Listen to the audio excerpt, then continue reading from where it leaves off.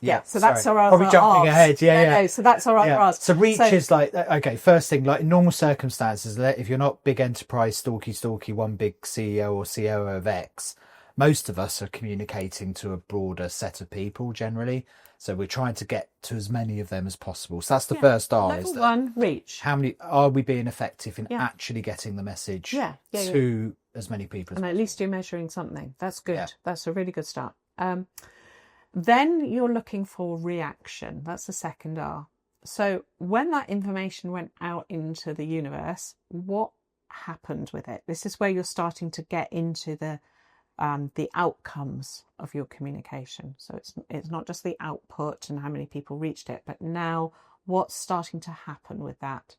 So again, at quite a simple level, a reaction could be a like, a thumbs up, maybe a share.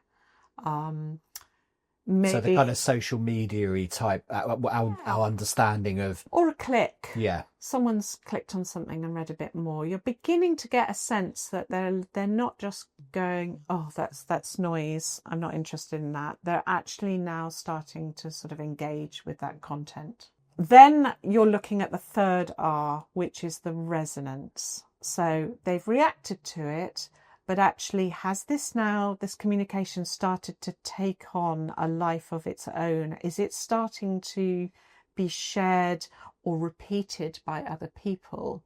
Are you beginning to build a sense of a momentum around some of the messaging and the ideas that you're putting out into the world? Yeah. And then the fourth R, of course, is results. And this is where you can get deep into looking at long-term impacts or commercial sales, leads, inquiries, those sorts of results. So on that reaction, that's where you'll start at the very basic level, like we said, of social media. That's likes and shares and that kind of stuff.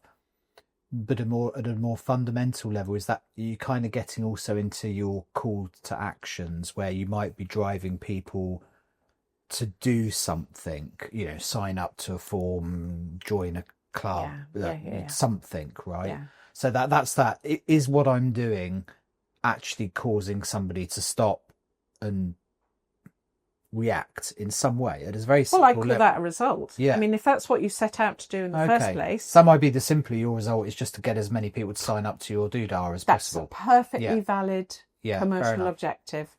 So actually that's level 4. It's actually, did we achieve our objective? But there are these stages in between, and I differentiate reaction from resonance, because I think reaction is quite a quick cursory engagement. Resonance is something different. Resonance is where you actually start, as I use this word momentum, you start to actually, your communication becomes an agent for change. And when people talk about thought leadership all the time, I rant about this all the time, so forgive me. But 99% of thought leadership is not thought leadership, it's just thought. It's a point of view on something that gets put out into the world, and it's tomorrow's fish and chip paper. It's failed to get resonance. It might have got a couple of thumbs up likes in our first hour on LinkedIn, but actually have all that effort that you've put in to sharing your expertise, has it fundamentally, built a coalition of interest and some sense of momentum behind it? Yeah. And I when we were talking earlier, we talked about this concept of leadership is literally sat on that horse with the sword going, follow me, troops, and you don't want to be that thought leader who goes, follow me, troops, and look behind you and there's no one there. Yeah. So what we try and do, and I do fundamentally believe that in the built environment, we are heavily reliant on our relationships and our supply chain and on doing things collaboratively. There is no one organisation that can do everything.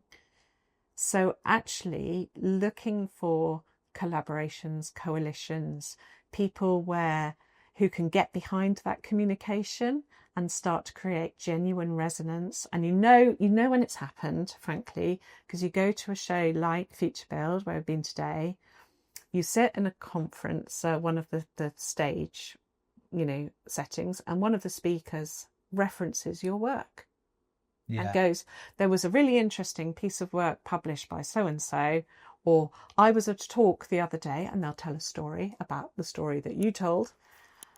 That's resonance.